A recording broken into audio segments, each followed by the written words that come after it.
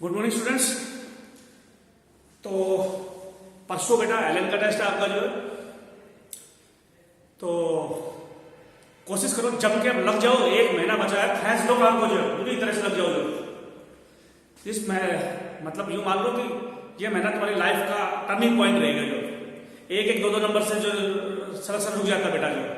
तो खूब मेहनत करो कि लास्ट में ऐसा महसूस ना हो कि मेरे 2 नंबर और आ जाते हैं, थोड़ा और पढ़ लेते रहो, मेरा नीट क्वालिफाई हो जाता है। ऐसा नहीं, खूब पढ़ो जो अभी पूरी जी जान लगा दो सारी जो। तो और हम इस तुम्हारे संडे के बाद में सब्जेक्टिव टेस्ट भी स्टार्ट करेंगे। कुछ बच्चों को देखना है, सब्जेक्टिव भी अच्छी तैयारी करनी है तो आपको जो है। तो मैं स्टार्ट कर रहा हूं। एंडोक्राइन सिस्टम चला रहा था, हार्मोन करा रहा था, मैंने कराई थी वीडियो भेजा था मैंने, उसमें कराया था मैंने पेनक्रियाज और डायबिटीज। पेनक्रियाज और डायबिटीज मैंने करवा दिया था जो। और अब क्या लेना है, आज मैं 3 ग्लैंड ले रहा हूं जो हाइपर पिट्यूटरी किस किस को कंट्रोल करते हुए ले रहा हूं मैं। ये मेरा टॉपिक है हाइपोथैलेमस, पिट्यूटरी और ये ग्लैंड है जो इनसे कंट्रोल होता है। Thyroid, thyroid, adrenal, testis, ovary, ये exocrine gland, mammary gland, mammary gland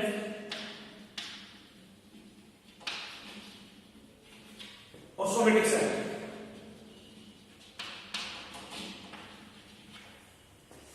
करो स्टार्ट टॉपिक। पूरा टॉपिक इन ग्लैंड के ऊपर रहेगा, आज अपना टॉपिक इसके ऊपर रहेगा। हम बोलते हैं हमारी बॉडी में ये चीजें हैं जो पिट्यूटरी से कंट्रोल है। थायराइड ग्लैंड पिट्यूटरी से कंट्रोल है, किडनी के ऊपर जो एड्रिनल ग्लैंड है वो पिट्यूटरी से कंट्रोल है, टेस्टिस ओवरी जिसको गोनाड बोलते हैं ये पिट्यूटरी से कंट्रोल है, ब्रेस्ट जिसमें मेमोरी ग्लैंड है वो भी कंट्रोल है, और somatic cell normal body cell वो भी पिट्यूटरी ग्लैंड से कंट्रोल है।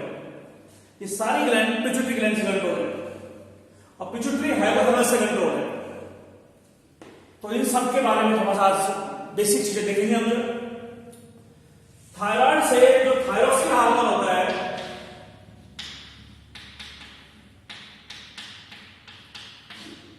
थायराइड से थायरोक्सिन हार्मोन जो है ये मेटाबॉलिज्म को कंट्रोल करता है।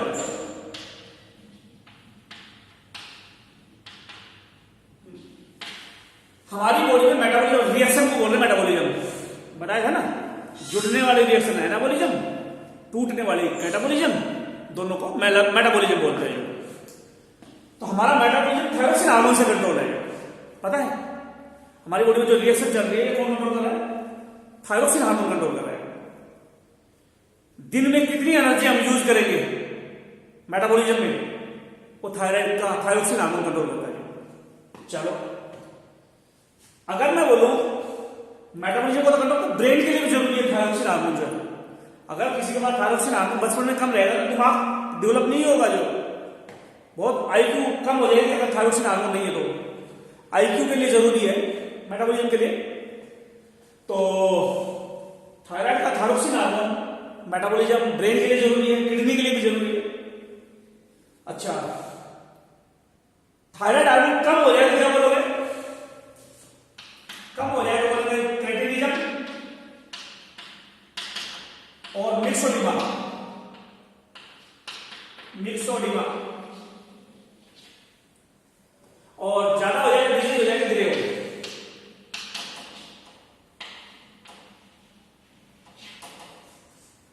और थायराइड ग्लैंड कंट्रोल है पिट्यूटरी से टीएसएच के थ्रू, इससे बनता है टीएसएच। मैं ये बोल रहा हूं कि थायराइड ग्लैंड से थायरोक्सिन हार्मोन ब्रेन के लिए जरूरी है, किडनी के लिए जरूरी है। और बच्चे में अगर थायराइड हार्मोन कम हो जाए तो क्रेटिनिज्म हो जाएगी। तो क्रेटिन वाला आदमी छोटा तो हाइट को भी तो कंट्रोल करता है thyroxine hormone. Thyroxine hormone height को भी कंट्रोल करता है, तो थायराइड हार्मोन नहीं है तो छोटा मिलेगा। एक क्वेश्चन बहुत फेमस आता है, कोई आदमी छोटा है, तुम्हारी क्लास में कोई छोटा बच्चा है, तुम बताओ किस हार्मोन की कमी से वो छोटा है? तो मुझे दो रीजन है, या तो शुरू में थायरोक्सिन कम रहा या बाद में ग्रोथ हार्मोन कम रहा। दो छोटे बच्चे हैं, दोनों में अब पता नहीं कौन से में ग्रोथ हार्मोन की कमी है, कौन से में थायरोक्सिन की कमी है, पता है इनमें दोनों में कैसे पता लगाएंगे? तो ये क्वेश्चन बहुत फेमस माना जाता है। हाइट छोटे के साथ साथ दिमाग नॉर्मल है तो पिट्यूटरी ग्लैंड की वजह से। हाइट भी छोटी है, दिमाग काम नहीं कर रहा तो थायरोक्सिन की कमी। अगर हाइट भी छोटी है और दिमाग भी नहीं है तो थायरोक्सिन की प्रॉब्लम है। थायरोक्सिन ने ग्रोथ नहीं, थायरोक्सिन नहीं था इसलिए ग्रोथ नहीं हुई और छोटा रहेगा वो जो, और दिमाग भी काम नहीं कर रहा उसका। और अगर बाय चांस थायरोक्सिन हाइट छोटी है तो ग्रोथ हार्मोन कम है लेकिन दिमाग ठीक रहेगा, इसका मतलब थायरोक्सिन नॉर्मल है। अच्छा, ये सब कुछ दिमाग का, थायरोक्सिन दिमाग को कंट्रोल कर रहा है। कितनी तेज रिएक्शन होगी, हम बोले ग्रेव डिजीज में रिएक्शन बहुत फास्ट हो जाएगी, मेटाबॉलिज्म बहुत फास्ट हो जाएगा, क्योंकि थायराइड हार्मोन ज्यादा होने से ग्रेव डिजीज होती है। थायराइड हार्मोन ज्यादा होगा तो ग्रेव डिजीज होगी, और थायराइड हार्मोन कम होगा तो क्रेटिनिन में मिक्सोडिमा होगी। क्रेटिनिन बच्चों में होगी, मिक्सोडिमा अडल्ट में होगी। अच्छा, इसका मतलब ये हो गया थायराइड हार्मोन की ये जो डिजीज है, ग्रेव डिजीज में थायराइड हार्मोन ज्यादा है इसलिए मेटाबॉलिज्म ज्यादा होगा, और मेटाबॉलिज्म ज्यादा होगा तो जो भी खाएगा वो यूज हो जाएगा, तो स्टोर ही नहीं होगा, तो कमजोर हो जाएगा, बच्चा बहुत कमजोर हो जाएगा। ग्रेव डिजीज के अंदर आंख बाहर को आने को हो जाएगी, जिसको एक्सोप्थेल्मिया बोलते हैं। और इनमें ये उल्टा होगा, इनमें मोटे होंगे, जो क्रेटिनिन मिक्सोडिमा में आदमी मोटा होगा, तो मेटाबॉलिज्म तो हो ही नहीं रहा, जो खा रहा वही स्टोर हो रहा है, जो खा रहा वो स्टोर हो रहा है। तो इसमें क्रेटिनिन मिक्सोडिमा थायराइड हार्मोन कम होने से हुई है, इसलिए उनमें मेटाबॉलिज्म भी कम है, ग्रोथ भी कम है, और ब्रेन भी काम नहीं कर रहा है इन बीमारी। सवाल ये होता है कि ये थायराइड, ये प्रॉब्लम जो है थायराइड ग्लैंड की प्रॉब्लम क्या थायरोक्सिन हार्मोन की वजह से होती है? इसकी वजह से हो सकती है भाई, पिट्यूटरी की प्रॉब्लम हो सकती है, क्योंकि थायराइड थायरोक्सिन तब बनाएगा पिट्यूटरी का टीएसएच या थायरोट्रोपिन हार्मोन, थायरोट्रोपिन हार्मोन।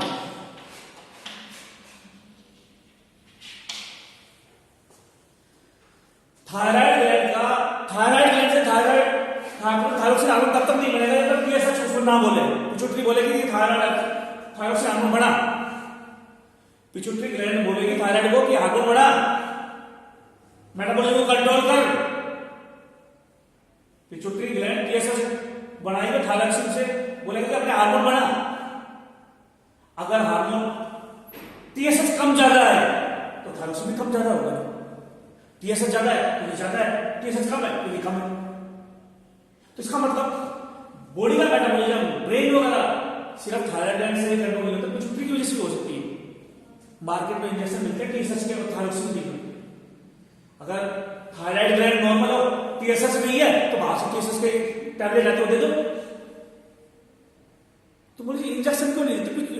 उसमें इंसुलिन का इंजेक्शन होता है, थायरोक्सिन की टैबलेट होती है। रीजन, अरे भाई इंसुलिन प्रोटीन का हार्मोन है, अगर एलिमेंट्री इलाज लोगे तो डाइजेस्ट हो जाएगा, काम ही नहीं करेगा। थायरोक्सिन हार्मोन अमीनो एसिड का हार्मोन है, अमीनो एसिड डाइट कब्जा हो जाएगी, डाइजेस्ट थोड़ी होगी। चलो अलग बात। हाँ, तो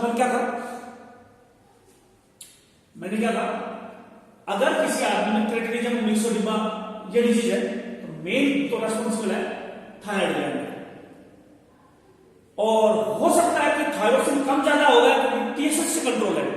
ये ज्यादा है तो टीएसएच ज्यादा होगा, कम है तो टीएसएच कम होगा। ये प्रॉब्लम हाइपोथैलेमस की हो सकती है, टीएसएच आरएच ना बढ़ रहा हो हाइपोथैलेमस में। हाइपोथैलेमस में टीएसएच आरएच नहीं बढ़ेगा, पिट्यूटरी में टीएसएच नहीं बढ़ेगा, इधर से थायरोक्सिन नहीं बढ़ेगा और इधर से डिजीज हो जाएगी।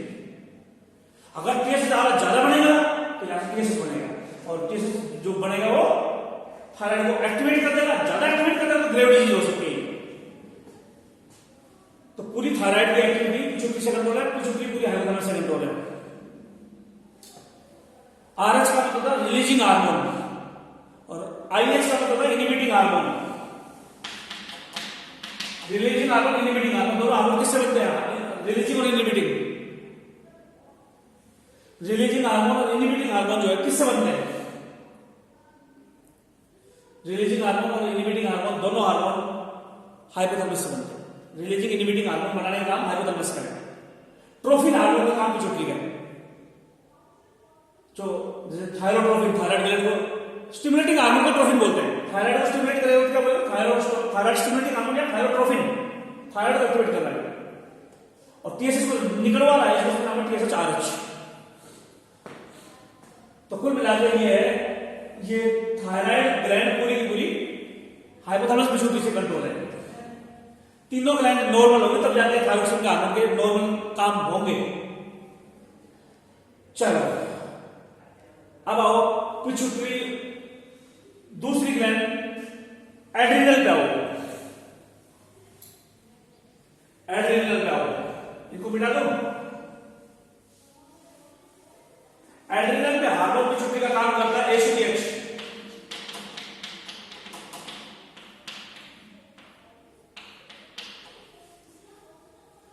और यहां होता है एसीटीएच-आरएच। एड्रिनो कोर्टिकोट्रोफिन। इसका मतलब समझो क्या है? इसका मतलब क्या है? ये एड्रिनो कोर्टिको, एड्रिनल के कोर्टेक्स में काम करता है। ट्रोफिन बाद में लगा दिया। ट्रोफिन का मतलब स्टिमुलेटिंग हार्मोन, कोई बोलता है ट्रोफिन हार्मोन। ये हार्मोन एड्रिनल के कोर्टेक्स को एक्टिवेट करेगा। तुम बोलोगे जी एड्रिनल ग्लैंड पूरी की पूरी हाइपोथैलेमस पिट्यूटरी से कंट्रोल में है। तो एड्रिनल ग्लैंड अगर पूरी हाइपोथैलेमस पिट्यूटरी से कंट्रोल है और बाकी आगे ले पहले एड्रिनल पे आता हूं। तुम बोलो जी एड्रिनल के पहले हार्मोन बताओ। हम बोलेंगे एड्रिनल है, इसके मेडुला से हार्मोन एपिनेफ्रिन बनता है, या एपिनेफ्रिन या नोरेपिनेफ्रिन। एपिनेफ्रिन या नोरेपिनेफ्रिन कोर्टेक्स से हार्मोन बनते हैं। Aldosterone, cortisol, sex hormones. अब मैं एड्रिनल पे आ रहा हूं। भाई तुम बताओ, एग्जाम का दिन आ रहा है तुम्हारे सर, अब जो है तुम सारे स्ट्रेस में हो, तो कौन सा हार्मोन है स्ट्रेस हार्मोन जो स्ट्रेस में बनता है? कोर्टिसोल और एड्रेनलिन। कुछ जगह कोर्टिसोल को स्ट्रेस हार्मोन कहा है, कुछ जगह एड्रेनलिन को हार्मोन, इसको एपिनेफ्रिन को कहा है, इसको एड्रेनलिन बोलते हैं। कुछ जगह कोर्टिसोल को स्ट्रेस हार्मोन कहा है और कुछ जगह एपिनेफ्रिन को स्ट्रेस हार्मोन कहा है। ठीक है याद है? ये सेक्स हार्मोन है, स्ट्रेस हार्मोन है। अब तुम्हारे अंदर चेक करवा लो, कोर्टिसोल का लेवल ज्यादा मिलेगा, कोर्टिसोल ज्यादा मिलेगा स्ट्रेस में होती है एग्जाम की वजह से। और एपिनेफ्रिन हार्मोन तुम्हारी बॉडी में ज्यादा मिलेगा, वो भी किसकी वजह से? स्ट्रेस की वजह से। तुम्हारे शरीर में एपिनेफ्रिन का अमाउंट ज्यादा है और कोर्टिसोल भी ज्यादा है। दोनों हार्मोन शुगर लेवल बढ़ाते हैं, तो स्ट्रेस वाले दिन हम ज्यादा शुगर होती है हमारी बॉडी में भी। तो ज्यादा स्ट्रेस में होते हैं तो शुगर ज्यादा हो जाती है बॉडी के अंदर। लेकिन कोर्टिसोल हार्मोन कोर्टेक्स से बनेगा, इसके कंट्रोल है एसीटीएच। इसका मतलब तुम्हारे शरीर में एसीटीएच का लेवल ज्यादा है, इसलिए तुम्हारे अंदर कोर्टेक्स में कोर्टिसोल ज्यादा बढ़ रहा है। और एसीटीएच इसलिए ज्यादा है क्योंकि एसीटो-आरएच एसीटीएच को रिलीज करवाने वाला हार्मोन हाइपोथैलेमस में ज्यादा है। इसका मतलब जब हम स्ट्रेस में होते हैं तो सिर्फ अकेला कोर्टिसोल ही काम नहीं करता, पिट्यूटरी से एसीटीएच काम करता है, हाइपोथैलेमस से एसीटीएच-आरएच काम करता है। अभी टेंशन दे दूं तुम्हारे को मैं, कोई चीज बोल के, कोई बुरी न्यूज दे दूं तुम्हारे को मैं, अभी एकदम स्ट्रेस में हो गया, पूरा मैकेनिज्म बताओ कैसे होगा ये सब कुछ। तुम्हारी हाइपोथैलेमस से बनेगा एसीटीएच-आरएच, पिट्यूटरी से एसीटीएच, और इससे बनेगा कोर्टिसोल, और कोर्टिसोल तब के तब शुगर लेवल बढ़ा देगा। इंसुलिन के अपोजिट है, इंसुलिन के अपोजिट फंक्शन करेगा कोर्टिसोल। इसका मतलब ये हो गया, ये एसीटीएच आ रहा है, एसीटीएच और ये कोर्टिसोल, कोर्टिसोल ज्यादा होगा तो डिजीज को क्या बोलते हो, परमानेंटली ज्यादा हो जाएगा, कर्सिंग सिंड्रोम।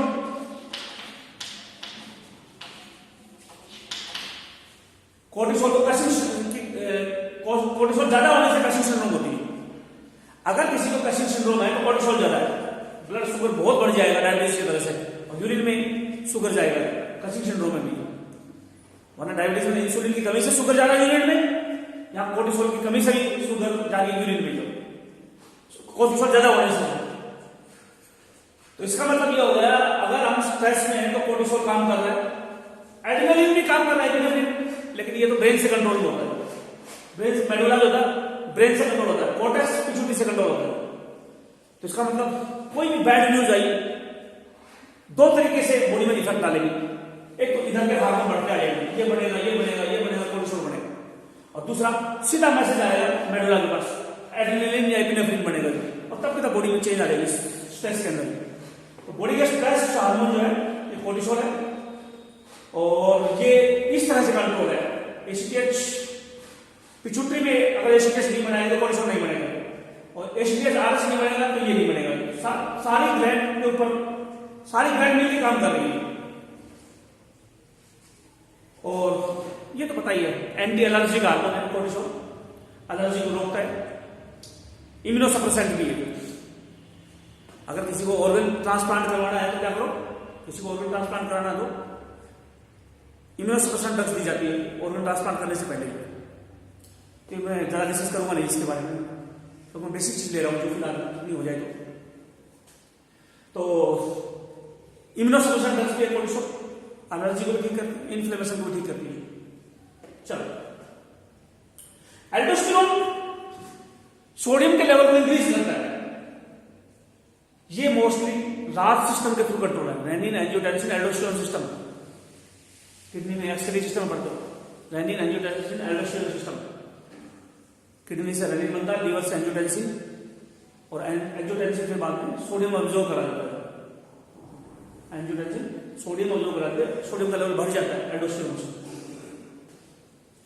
मैं इस वीडियो के बाद ज्यादा आ रहा हूं, इधर तो दिख नहीं रहूंगा आपको जो। तो एल्डोस्टेरोन हार्मोन राज सिस्टम से कंट्रोल है, किडनी से कंट्रोल है, लीवर से कंट्रोल है, एल्डोस्टेरोन हार्मोन। कोर्टिसोल इधर से कंट्रोल है। सेक्स हार्मोन टेस्टिस ओवरी में बनते हैं और एड्रेनल के कोर्टेक्स में बनते हैं। सेक्स हार्मोन कहां बनते हैं, एड्रेनल के कोर्टेक्स में बनते हैं और टेस्टिस ओवरी में मिलते हैं। कई बार फीमेल के अंदर मूछें आ जाती है तो वो सेक्स हार्मोन जो चाहिए, वो मेल सेक्स हार्मोन फीमेल में बनता है, तो फीमेल में जो सेक्स हार्मोन बनेगा तो उससे डायग्नोस आ जाती है, जिसको एड्रेनल विरिलिज्म बोलते हैं। चलो जो एल्डोस्टेरोन ज्यादा हो जाएगा, एल्डोस्टेरोनिज्म बोलोगे, एल्डोस्टेरोन ज्यादा हो जाएगा। चलो मैं कुछ टर्म्स है वो लिखा देता हूँ, कुछ टर्म कराता फिर चलो टर्म्स बाद में, पहले मैं अगली लाइन बताऊंगा। एड्रेनल हो गई, एड्रेनल, थायराइड, और कौन सी ग्लैंड है, टेस्टिस ओवरी, ओवरी और टेस्टिस, ये कंट्रोल है टेस्टिस ओवरी, एफएसएच से एलएच से, ये एफएसएच आरएच, एलएच आरएच। अब मैं ये ले रहा हूं जो टॉपिक ओवरी के ऊपर, करें start. Testis ovary, testis ovary pituitary के एफएसएच एलएच से कंट्रोल है, और पिट्यूटरी हाइपोथैलेमस से कंट्रोल है, एफएसएच आरएच एलएच आरएच। इनके ऊपर टॉपिक लेते हैं। ओवरी स्टार्ट करो स्टार्ट। ओवरी, ओवरी के हार्मोन हम डिटेल वुमेन रिप्रोडक्शन में ज्यादा पढ़ते हैं। तो मान लो ओवरी के अंदर पहले फॉलिकल पड़े होते हैं, जो प्राइमरी फॉलिकल पड़े होते हैं ओवरी के अंदर, और बाद में जब फीमेल 12-13 साल की हो जाती है तो उसमें ग्राफिन फॉलिकल बनने लग जाते हैं। प्राइमरी फॉलिकल ग्राफिन फॉलिकल में चेंज होने लग जाता है। एक एक फॉलिकल महीने में हर महीने एक प्राइमरी फॉलिकल एक ग्राफिन फॉलिकल में चेंज होने लग जाता है जब फीमेल 12-13 साल की हो जाती है, जिसको बोलते हैं प्यूबर्टी की एज के बाद। अच्छा, क्यों भाई? 12-13 साल से पहले तो औरतों में या लड़कियों में सॉरी जो है 12-13 साल से जो प्यूबर्टी नहीं थी तो उसमें प्राइमरी फॉलिकल ग्राफिन फॉलिकल में क्यों चेंज नहीं होता था? और ग्राफिन फॉलिकल में एग क्यों बाहर नहीं आता था? क्योंकि प्राइमरी फॉलिकल से ग्राफिन फॉलिकल जो बनता है वो एफएसएच हार्मोन से कंट्रोल है, और ग्राफिन फॉलिकल में एग बाहर आने को ओव्यूलेशन बोलते हैं, वो एलएच से कंट्रोल है। ये एफएसएच एलएच पिट्यूटरी के थे ही नहीं। पिट्यूटरी में एफएसएच एलएच हार्मोन बनते हैं, पिट्यूटरी में ये हार्मोन नहीं बन रहे थे ओवरी में, इसलिए ओवरी में क्या नहीं हो रहा था? प्राइमरी फॉलिकल ग्राफिन फॉलिकल में चेंज नहीं हो रहा है, ग्राफिन फॉलिकल में चेंज नहीं हो रहा है, और एस्ट्रोजन चलो और ओवुलेशन नहीं हो रहा है। एफएसएच हार्मोन को हमारा होता है primary follicle graphene follicle change करता है, एलएच हार्मोन ओवुलेशन करवाता है। प्राइमरी फॉलिकल ग्राफिन फॉलिकल में एफएसएच हार्मोन कन्वर्ट करवाता है, इसका नाम है फॉलिकल स्टिमुलेटिंग हार्मोन, फॉलिकल को स्टिमुलेट कर रहा है। एलएच हार्मोन लुटिनाइन हार्मोन ओवुलेशन करवा रहा है। यूं बोल सकते हो पूरी वैसे लो स्टेप वाइज। एक 8 ईयर की लड़की है जो, ठीक है, इधर इस वीडियो में देखना पड़ रहा है, इधर से देखना ज्यादा जरूरी है। मैं ये बोल रहा हूं एक 8 ईयर की कोई बच्ची है जो, और दूसरी गर्ल्स मान लो तुम खुद को ले लो, +2 में हो, खुद को ले लो। 8 साल की बच्ची में प्राइमरी फॉलिकल ग्राफिन फॉलिकल में चेंज नहीं हुआ और ना ही ओवुलेशन हुआ, एग भी बाहर नहीं आया, ओवुलेशन। क्यों भाई? 12-13 साल के बाद ऐसा क्या हो गया? अभी +2 में तुम्हारे अंदर से क्या हो गया कि तुम्हारे अंदर प्राइमरी फॉलिकल ग्राफिन फॉलिकल हर महीने चेंज हो रहा है, ओवुलेशन हो रहा है, हर महीने एक एग बाहर आ रहा है, ओवुलेशन। अब क्या हो गया तुम्हारे अंदर?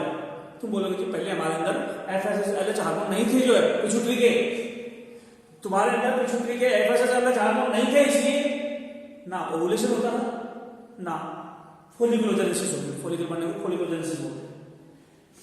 10-12 साल से नीचे जो बच्चे हैं उनमें, 10 साल से नीचे 8 साल की 7 साल की, उनमें ना तो फोलिकुलोजेनेसिस हो रही, फॉलिकल बन रहा है, ना ओवुलेशन हो रहा है, क्योंकि एफएसएच एलएच हार्मोन है।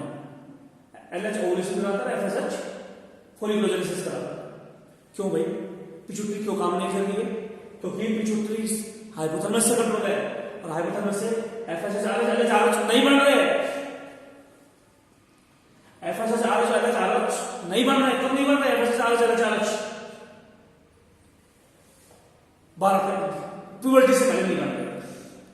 इसका मतलब हार्मोनल चेंज देखो कितना आता है फीमेल के अंदर। जैसे ही प्यूबर्टी आई, ये हार्मोन बना हाइपोथैलेमस से, ये दोनों हार्मोन, इन दोनों हार्मोन में पिट्यूटरी इन हार्मोन को बढ़ाया, ये ओवरी पे आ गए, ओवरी कंट्रोल, मतलब हाइपोथैलेमस में चेंज, पिट्यूटरी में चेंज, ओवरी में चेंज। क्या हो गया है? कितना चेंज आ गया है फीमेल के अंदर?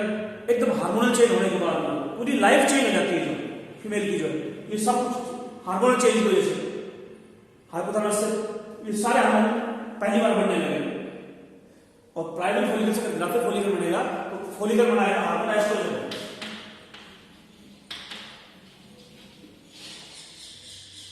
ग्राफिन फॉलिकल एस्ट्रोजन बनाता है, ओवुलेशन के बाद नीचे हो जाता है कॉर्पस ल्यूटियम में, कॉर्पस ल्यूटियम में, और ये बनाता है हार्मोन प्रोजेस्टेरोन एस्ट्रोजन दोनों।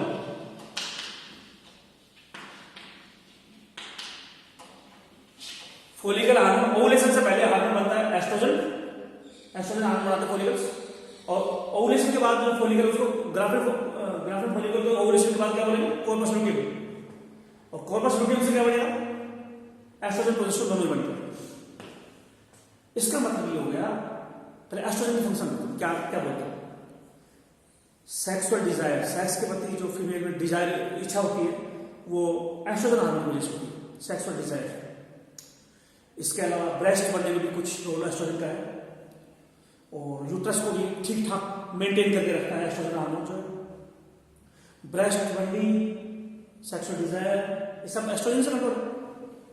तो इसका मतलब सेक्सुअल कॉन्टैक्ट में कोपुलेशन वर्ड इस्तेमाल करते हैं, उसमें कोपुलेशन बोलूंगा बार बार मैं। जो सेक्सुअल कॉन्टैक्ट को कोपुलेशन बोलते हैं, कोपुलेशन स्टार्ट वर्ड बोल रहा हूँ।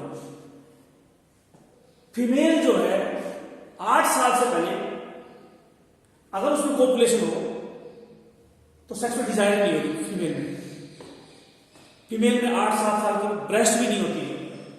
फीमेल में ब्रेस्ट नहीं है, सेक्सुअल डिजायर नहीं है। क्यों नहीं है? क्योंकि एस्ट्रोजन नहीं बन रहा। क्यों नहीं बन रहा एस्ट्रोजन? क्योंकि एस्ट्रोजन का बनना एफएसएच से कंट्रोल।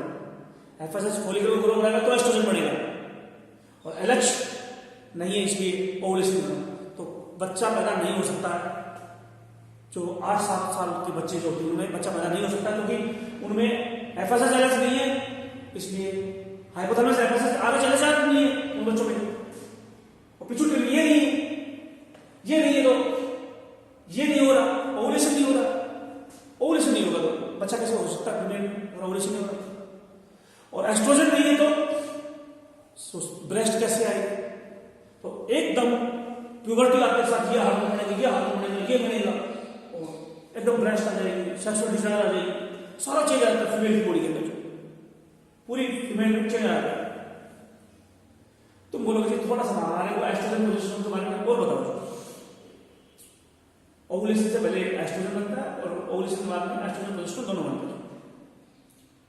ये डायग्राम पढ़ा होगा जो +2 की बुक का डायग्राम है, मैंने वो डायग्राम एक बार फिर रिपीट मार देता हूं तुम्हारे साथ। एक बार मैं तुम्हारे साथ ये डायग्राम बना देता हूं।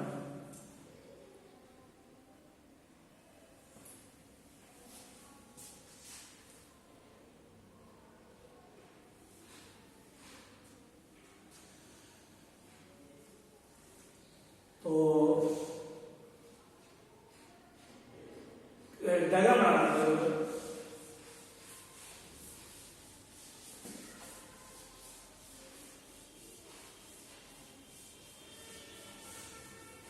ये 28 डेज है, 5, 10, 15, 20, 25, 30, ठीक है। ये इधर डेज है,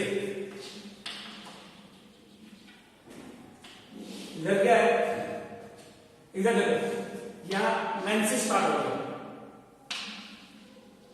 मेंसेस, और ये यूट्रस है, ये यूट्रस है, ये मेंसेस आ रहे हैं, यूट्रस टूट रहा है, ये एलएच हार्मोन है, ये एफएसएच हार्मोन है, ये प्रोजेस्टेरोन हार्मोन है, और एस्ट्रोजन भी होता है यहाँ पे।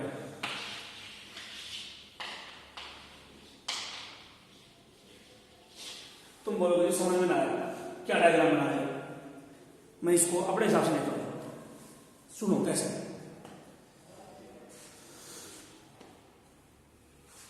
एक बच्ची है और नहीं यूं ही लगा लूंगा, कोई स्टूडेंट ही है, +2 की स्टूडेंट है, बोले सर, और उसने मेंस्ट्रुअल साइकिल नहीं पढ़ रखी, और सीधा +1 की एक बच्ची है और उसने मेंस्ट्रुअल साइकिल नहीं पढ़ रखी है, और पहली बार आकर टीचर को बोल दिया सर मेरे को पूरे सारे स्टेप बताओ कि मेरे शरीर में 28 दिन में साइकिल चलती ना, 28 डेज में क्या क्या होगा मेरे शरीर में।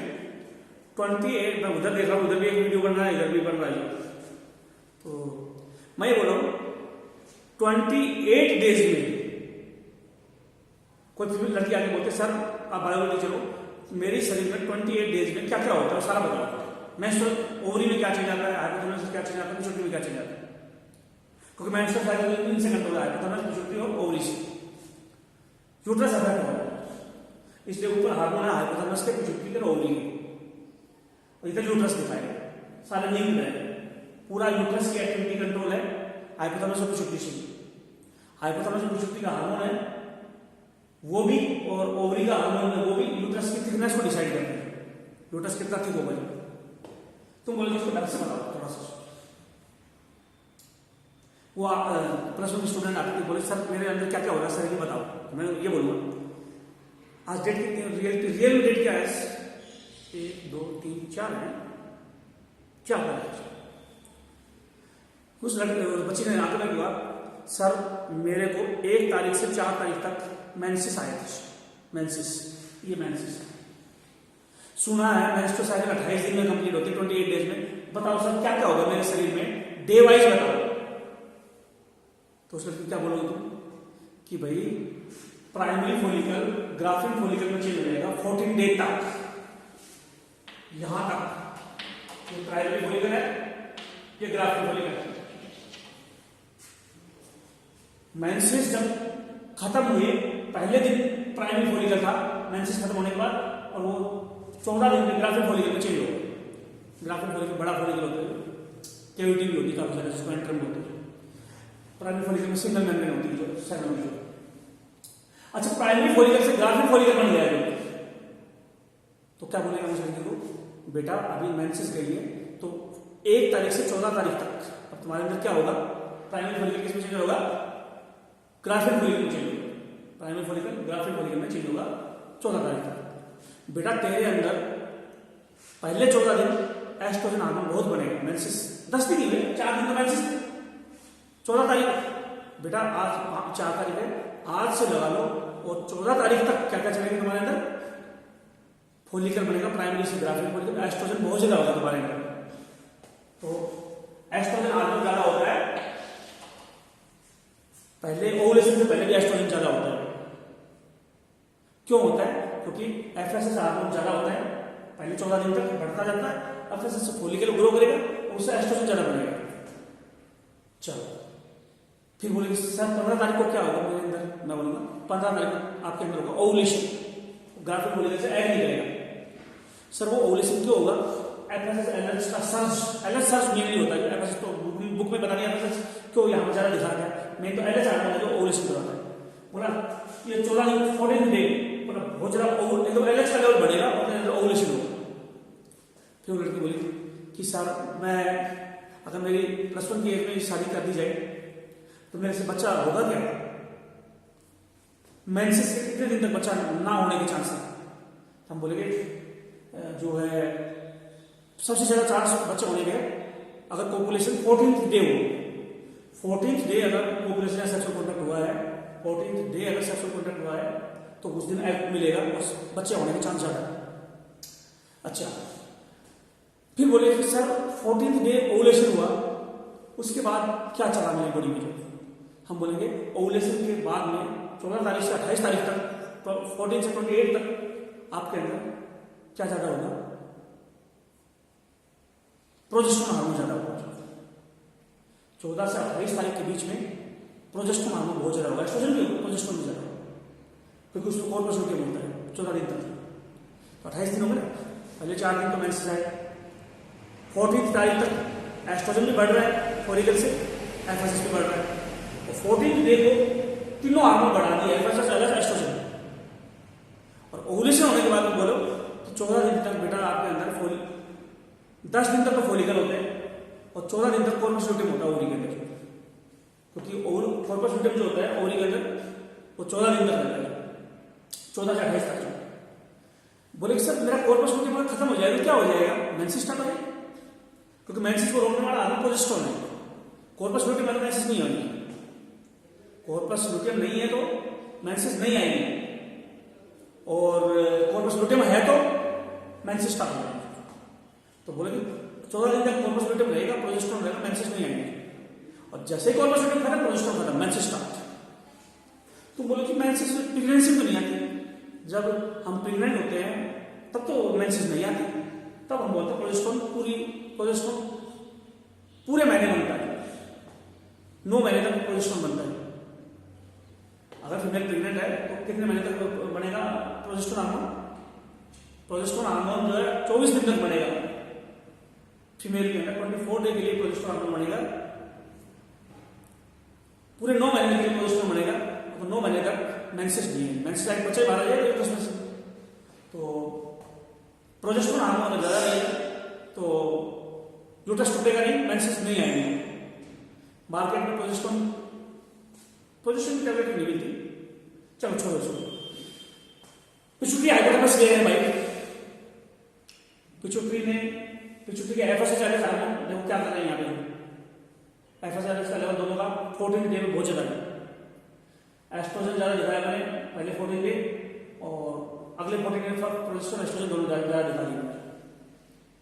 तो इसको हमने कर्व्स वगैरह से दिया है। यहाँ तक प्राइमरी 14 दिन से पहले ग्राफिक मिलेगा, इसके बाद कॉर्पस ल्यूटियम में 14 से 28 तक कॉर्पस ल्यूटियम मिलेगा।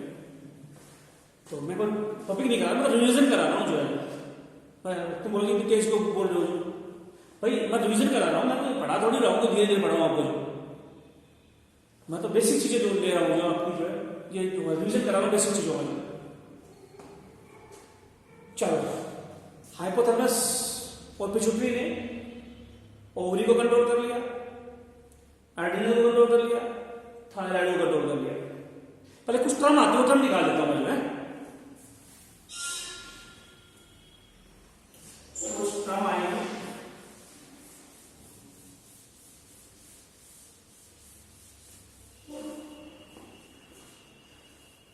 एक होता है टर्म साल लिख रहा हूं, हाइपर थायरॉइडिज्म, हाइपोथायरॉइडिज्म,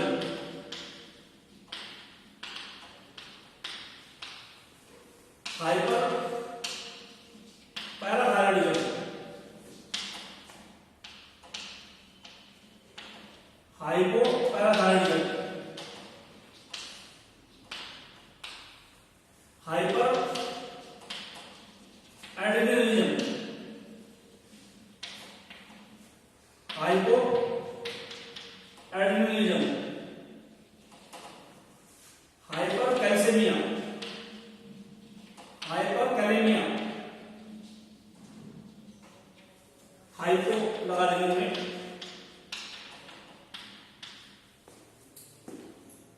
इसके अलावा हाइपरटोनिक,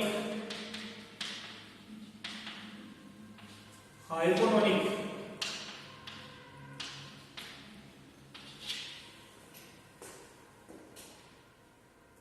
तो बेटा हाइपर ज्यादा के लिए होता है, शरीर में थायराइड हार्मोन ज्यादा जमा होने का हाइपर थायराइडिज्म, शरीर में पैराथायराइड हार्मोन ज्यादा जमा होने का हाइपर पैराथायराइडिज्म, हाइपर लगा दो। एड्रिनल के हार्मोन ज्यादा होने का हाइपर एड्रिनलिज्म, कैल्शियम ज्यादा होने का हाइपर कैल्सेमिया, पोटाशियम ज्यादा होने का हाइपर कैलेमिया। पोटाशियम के लिए के वर्ड लेते हैं, बोले पी ले हो ना, पोटाशियम के लिए पी लो। अरे भाई पोटाशियम के लिए पी लो तो फास्फोरस के लिए क्या लोगे बच्चों? फास्फोरस के लिए पी होता है। तो पोटाशियम, कैल्शियम ज्यादा तो हाइपर कैल्शियमिया, पोटाशियम ज्यादा तो हाइपर कैलेमिया।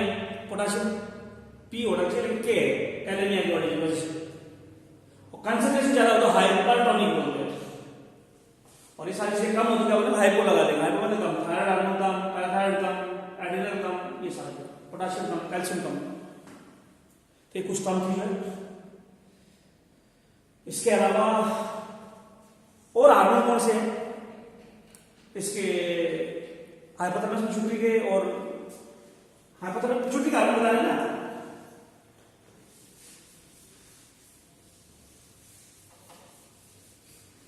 पिट्यूटरी के हार्मोन, हार्मोन ऑफ पिट्यूटरी। और बाकी हार्मोन ग्रोथ हार्मोन या सोमेटोट्रोपिन हार्मोन।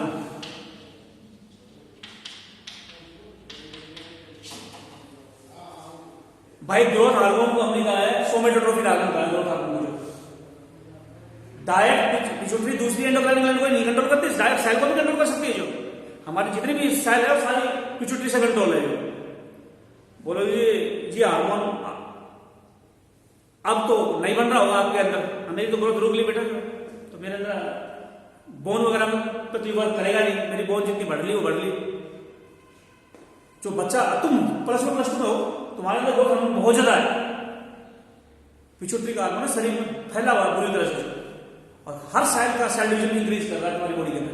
ग्रोथ हार्मोन सारे सेल डिवीजन में इंक्रीज कर रहा है। 2 सालों में प्लस 1 प्लस 2 तो बहुत तुम्हारी हाइट बहुत ज्यादा चली जाएगी, क्योंकि तुम्हारी बॉडी में ग्रोथ हार्मोन बहुत ज्यादा है। और जब ग्रोथ रुकने का होगा तो ये इसकी अमाउंट कम होती जाएगी। तो बोले जी छोटा आदमी होता है पिट्यूटरी की वजह से होता है क्या?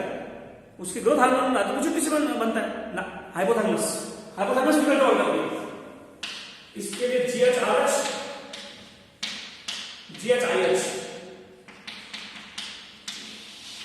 GHIS का दूसरा नाम GHIS का दूसरा नाम है सोमेटोस्टैटिन।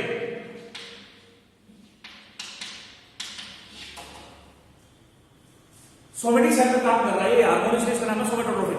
ट्रोपिन मतलब स्टिमुलेट करेगा, सोमेटिक सेल को स्टिमुलेट कर रहा है। तो बोलो जी हमारी क्लास में एक छोटा बच्चा है, उसमें ग्रोथ हार्मोन की कमी थी, क्या सिर्फ पिट्यूटरी की प्रॉब्लम थी? हो सकता है हाइपोथैलेमस से GHIS ज्यादा बन रहा हो, तो GHIS ज्यादा बनेगा तो वो ग्रोथ नहीं होने देगा।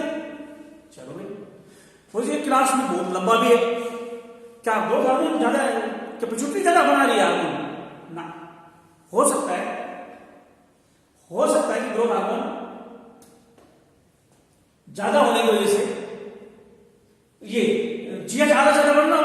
हाइपोथैलेमस में GHRH ज्यादा बन रहा है, इसलिए ग्रोथ हार्मोन ज्यादा बन रहा हो। ग्रोथ हार्मोन हो सकता है कि ज्यादा बन रहा हो सकता है। ग्रोथ हार्मोन कंट्रोल है RHIS से, ये हाइपोथैलेमस का हार्मोन नहीं है। हाइपोथैलेमस से ये ज्यादा बढ़ेगा, GHRH तो ग्रोथ हार्मोन ज्यादा बढ़ेगा, हाइट बढ़ जाएगी। अगर ये ज्यादा बढ़ेगा हाइपोथैलेमस से GHIS तो ग्रोथ हार्मोन नहीं बढ़ेगा, हाइट छोटी रहेगी। तो हाइपोथैलेमस की ग्रोथ पिट्यूटरी से हाइट अफेक्ट होती है, लेकिन पिट्यूटरी खुद हाइपोथैलेमस से कंट्रोल है। तो हाइपोथैलेमस से जो है ये इफेक्ट आते हैं। हाइपोथैलेमस जो होती है उसके हार्मोन में डिसाइड करते हैं। तो किसी भी छोटे आदमी क्या बोल सकते हो? क्लास को छोटा उसको बोलो पिट्यूटरी ग्लैंड जो है, और कोई लंबा हो तो बोलो गिगेंट, तो गिगेंट है पिट्यूटरी की वजह से बन गया लंबा इतना। यानी जो खली जो अपना वो पहलवान वो गिगेंट है, उसमें ग्रोथ हार्मोन ज्यादा है। उसके तो चेहरे की वो बोन भी बढ़ी हुई है, उसने खुद मैंने उसकी स्टेटमेंट सुनी थी, बोला मेरे अंदर एथ्रो लगा ली है।